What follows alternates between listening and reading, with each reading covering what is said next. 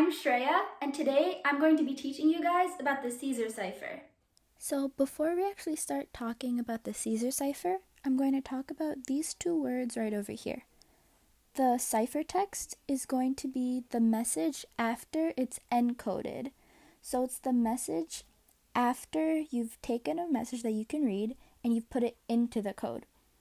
The plain text, on the other hand, is the message after you've decoded it, or it's after you take the ciphertext and you use the cipher and you make it into an English word that you can read and you know what it means. So over here, I have my ciphertext, which is FQI. Now, that's not a word that I know yet, but after I decode it and put it into the plain text, it will be. So, the way CaesarCipher works is I take a letter in the alphabet and I basically shift it over some amount of times. And I know how many times to shift it over based on what the key is. The key is usually a number, so in this case, let's say my key is the number 2. So that means I'm going to take every letter in the alphabet and I'm going to shift it over to the left 2 times. So if I take my C, I'm going to shift it to the left 2 times. So my C becomes an A. The C is the ciphertext because that's what I shifted over. The A is the plain text because that's what the actual English letter is. So if I do the same thing with the letter D, I find out that D corresponds to a B.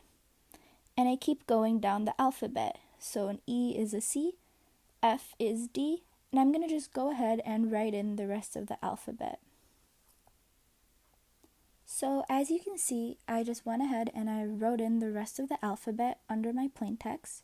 And once I got to Z, I just looped again and started at A. So now that I'm done writing out my key, I can now decode a message. So I have my ciphertext over here.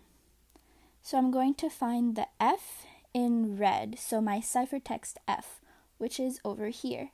And I find out that my F is actually a D because it's right under the plain text D. So I know that this letter should be a D. Now where's my Q? I see my Q is over here. And a Q corresponds to an O because the O is right above it. So this letter is an O. Now if I find my I, which is right here, my ciphertext is the I, and the plain text is right above it, so that's a G. So this letter should be a G. And I find out that this word is actually dog, written in CaesarCipher. Over here, I have a couple of puzzles that I want you guys to solve. I'll do the first one with you. So over here it says that the key is 1, which means we're going to shift our alphabet over to the left 1 letter. So a B shifted 1 to the left becomes an A. Our C is going to be a B. Our D will be a C, and so on. So now let's look at our ciphertext over here. I have a D. So I'm going to find the D in the ciphertext, which is the bottom. And I see that this corresponds to a C. So I'm going to write a C over here. Let's do the same with the B. I have a B over here. I know that it's an A. So I'm going to write an A over here. For the letter U, I didn't write it out over here, but I know that the letter U shifted 1 to the left. So the letter that comes before U in the alphabet is a T. So this word says cat. I'm going to take a couple of seconds now, and I want you guys to do this next one. CJSE. When you're done, you'll find that the word says bird. That's all for CaesarCipher. Thanks for watching, and hopefully you learned a little bit about the CaesarCipher.